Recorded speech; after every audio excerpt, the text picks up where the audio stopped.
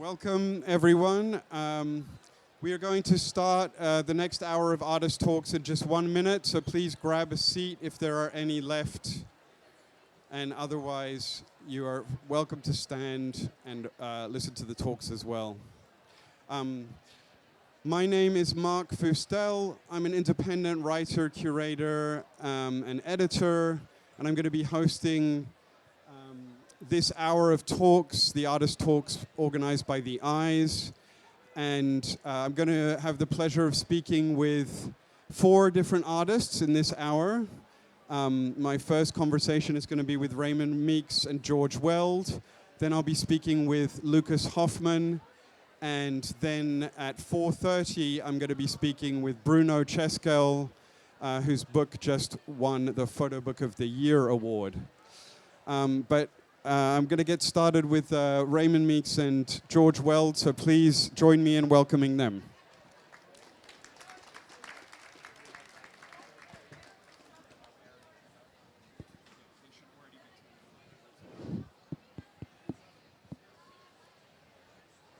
So we have a copy of the book as well, which I'm going to pass around that you can look at as we're having the conversation.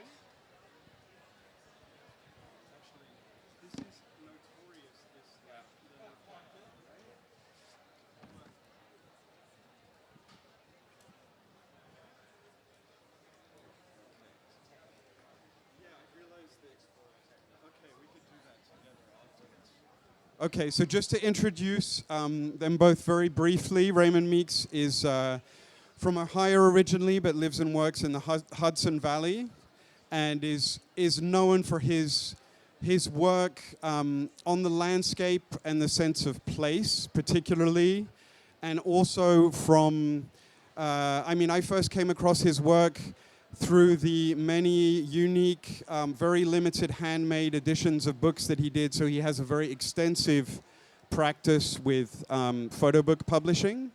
And George Weld is an artist and writer from the US as well. And his work spans not only photography, but also poetry and also food, I believe, which is of interest to me since my wife is a food critic. So maybe we could talk about that later. But in this case, we are here to talk about The Inhabitants, the book that they have collaborated on and has been published by Mack, and is basically the result of the 6th edition of Immersion, which is a French-American photographic commission that was founded by Hermès. And as part of this this commission, Raymond went to northern France, I believe, in the summer of 2022, and that journey, that residency, led to the images that you see in this book. My first question to you, Raymond, was that you are known for your work on the US, on that particular landscape. And so I imagine that this was a real departure for you in your practice. I don't really want to say what the book is about quite yet, because I think it's interesting to sort of discover that maybe in a second step of the conversation. But how was it for you? Like, how did you approach this this residency and this project? Can you all hear me okay? No? Yes? No? Keep it as close. I'll talk as loud as I can directly into the mic. The only way I knew how to approach it was because the project and the scope was so vast, was to look for a place, try to find a place that resonated as home. So landing in France, I actually was in southern France first for 3 months, and working along the Bidassoa River that divides France from Spain, which is a migratory route for refugees working their way north towards Calais. And it was looking for familiar forms, mostly in nature. So starting with like sycamore trees and rivers and places that smell and feel like home. And then from there you sort of anchor yourself and then start to work outside, start to move outside that space that feels like home. So it's just because everything else is unfamiliar. You know, you need to be able to find a place where you can that feels like a formative place to begin. Um, and so you mentioned that you started in southern France along this river that is a passage where many refugees are coming through, and so the project deals with this question of refugees in relation, I guess, to this idea of home. What was really surprising to me in preparing this talk was that I only discovered this maybe halfway through the process, and I found that fascinating because this is a subject that we have seen photographed so much, but often exactly in the same way. Yeah. And so I'm curious to know if you had kind of set out to deal with this topic, and if you also were really trying to find a kind of new photographic approach to this question. I set out with as little research and knowledge and of this as a topic, as a political topic, as I could, and was really trying to respond. George did I should let George really pretty much answer this question, but I set out to explore, mostly try to create, develop and cultivate empathy. So that meant like landing on the ground, use the process of walking, of trying to absorb the place where I was, trying to imagine a journey, imagine myself in a situation, and that led to volunteering for an organization, Care for Calais, where I had direct relationships and correspondences with refugees, and those stories became what I sort of inhabited and allowed me to photograph the landscape from there, photograph places, find forms that felt like they represented. I was more interested in like the residue of the experience, or just like the residue of that type of living. Like, what would that feel like? What would that, So that's the place to begin in making the pictures, and then it's a whole different process of editing afterwards. And and that was more closely with George. And as you could see from the spreads from the book that are being shown, there's a long-form poem by George that runs throughout the book. And this is not actually your first collaboration. You'd already worked on a book together before. So, George, maybe can you tell us a bit, sort of, at what stage of the process do you become involved? Are you responding to the images that Raymond makes, or are you actually kind of collaborating from the get-go throughout the project? In this case, I was responding to the images. I didn't travel here, so my experience of the place came entirely through Ray's pictures. We knew pretty much from the get-go that we would be working on something together. We didn't know what form it would take or how deep the involvement would be, so I was sitting in New York doing research and writing and thinking about stuff.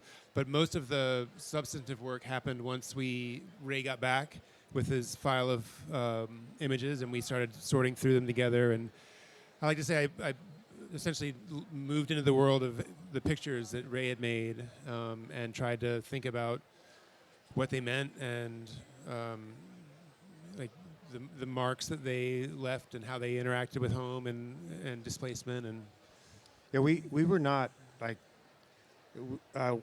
for us it was less about the current and long social political crisis of immigration, and it was mostly about what it is to feel lost or not at home in the world, or because George has pointed out in talks before, it's not really a question of if we'll find ourselves in a similar situation, but when. So we were mostly just trying to imagine what it would be like to be displaced, to feel displaced and not at home in the world or unseen in the world, to not have a voice. I mean, I think one thing that is really striking with this, as I was looking through the book, is your previous collaboration, I believe, is Cyprian Honey Cathedral, which is a book that you made when you moved into a new home in the Hudson Valley and around, you know, that very personal, kind of very intimate sense of place. So I imagine that experience must have really informed this project in some way, or at least, you know, come to your mind as you're thinking about the experiences of those of the people in question. Or how do you see the relationship between those sort of two books? We didn't collaborate really on Cyprian, Honey Cathedral. I mean, at the very end of that book, once it was finished, to me it felt like I somehow felt that Adriana, my partner, who's featured in her home throughout the book, that she deserved a voice. And George has known, I've known George for 10 years.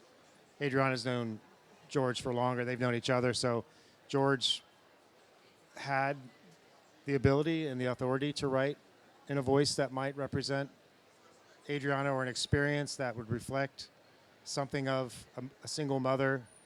Yeah, as far as the relationship between that project and this, I mean, like, I know Adriana very well. I know their relationship well. I could kind of imagine where she was coming from. In this case, I can't begin to imagine, and I can't speak in the voice of the people that we were thinking about. So for me, the voices in the book became about sort of a way of transmitting a sense of history of this place and the contestedness of this place, a way of, as Ray mentioned, like imagining a future in which we might all be displaced or feel less connected to a certain place, what it means to feel at home on the earth and to make a mark on the earth and to leave a mark behind. So it was a very different and sort of more frightening, existentially confusing experience to work on this project, which made the process of working on it in such close collaboration with Ray really helpful. I couldn't have like helicoptered in and done this without having gone through a lot of this process with Ray, and thinking through the images very carefully. And you were mentioning, Ray, that you had, you know, worked with this, volunteered with this organization, that you'd been speaking directly with refugees. Was that also the case for you, George? Did you actually, or was it really purely through kind of the research that you did and the pictures? I've worked a lot with refugees and immigrants in the United States, just in the course of my own work.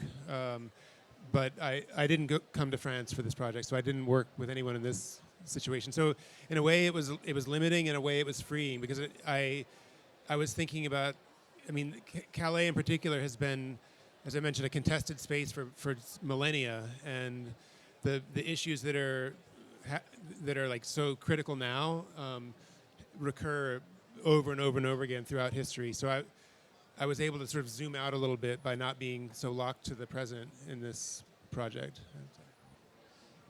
I have one more question myself before I turn it over to the audience to ask you a question. Anecdotally, I remember I used to do a thing which I have thankfully stopped doing now, where I would tally the best books of the year at the end of, you know, each year when everybody makes their best books of the year list. And I remember that you were on this list, nominated by several people, but for 6 different books in the same year. Because you were, I think it was, or maybe I'm slightly exaggerating that number, but this was before you had published with Mack or the book that you did with Choses Communes. So I was interested to know kind of how you decided to make that shift from really working on these very, you know, personal, limited editions and to working with, you know, publishers on larger scale projects. It really became about accessibility and wanting to, because I would hear from people saying I wanted to get your book, but it wasn't available and I couldn't afford it, or and so it was really just wanting to make the book an accessible object, and not something that was rare and limited to a few people. So just extend the reach. And also it's about evolution, in my own practice, collaborating, because the self-published books would be myself, maybe one or two collaborators, my children working on it with me. So wanting to extend the reach of collaboration also, because the world, it was feeling too small, and the work I was doing felt like a bit more like broadcasting, where it was just my idea, so I needed some resistance also. And these kind of forums offer that sort of resistance of putting something out in the world, not fully knowing or understanding what it has to offer, what it's communicating, what the dialogue is. And then you meet people and they sort of complete the work for you by way of the call and response with an audience. So that's been really affirming. And I'll eventually probably go back to making again because I do love it, but I'm also committed to being in the world, and in the creative process of making a book is one that I continue to enjoy and love. So, Okay, let me turn it over to the audience. Do we have any questions for Raymond or George?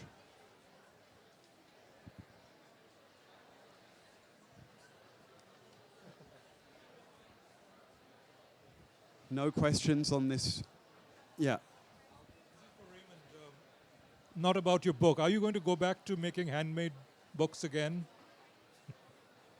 I really miss those.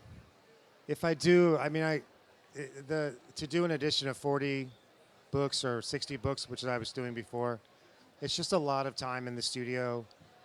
And it's a lot of like assembly, and my children, I can't hire them anymore. I can't afford them anymore. So if I do, it will probably be, and yeah, just like that's kind of tedious work, and I really want to be making more singular, unique things probably. So it would be like one-of-a-kind books, probably more than an edition. But I really don't know. It's just mostly a question of necessity. Like if I have to, I would. But We have time maybe for one more question. Okay, thank you, because I have another question. I just wanted to know, we touched on it briefly, but this experience of traveling to France and spending this extended period of time in this new place to you. Now, with a little bit of hindsight, are you attracted to wanting to do similar projects in entirely new spaces, or does it kind of make you want to return to spaces that you're much more familiar with and work there? it's kind of both. I kind of want to just go wherever there's an invitation almost. Like this was an invitation. I mean, I was invited to apply, and I kind of just want to go wherever like there's an opening, whether it's an invitation and if not, I'm perfectly content back home, trying to understand my own backyard or country. Or when I was awarded the fellowship in France, I was awarded, and then I thought like, I don't even really want to photograph in France. Like, it's a beautiful country. I want to go there, but I don't want to photograph it. I'm an American photographer. It's enough to try to understand my own language visually, and so to go somewhere else just felt like, why would I do that? But I did, and I think it's, especially given the constraints and timeline and having a collaborator. I wouldn't do it without a collaborator, probably. And yeah, so I'm happy doing either, but I'm mostly just wanting to see what doors might open and what invitations. If anybody has an invitation after this, I'd be happy to. Terrific. Thank you both so much.